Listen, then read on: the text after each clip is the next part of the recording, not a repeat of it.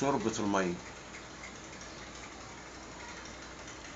حتى المية بقت مخصوص، واللي ملكها في مصر لصوص. لما صبحت عميل في الشركة خلوا صاحبها عليا يدوس. كنا زمان بنشوف يا خسارة كام حنفية في وسط الحارة، والبلاص بتشيله حمارة، ولا عداد ولا أي فلوس.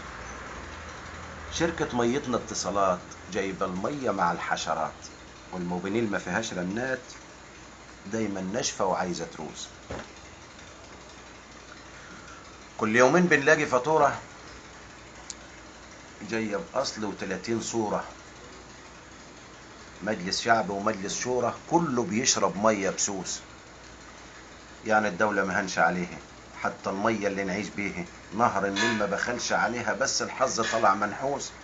نص الشعب صبح تعبان وما حلتوش غير بس لسان، والمية بتروي العطشان لو جت من خرم الدبوس.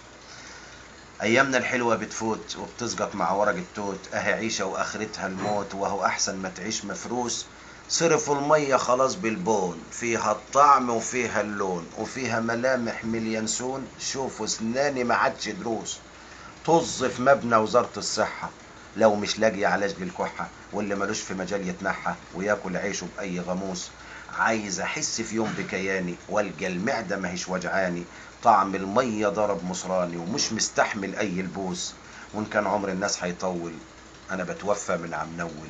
روحي بتطلع اول باول، بس الموت محتاج لفلوس.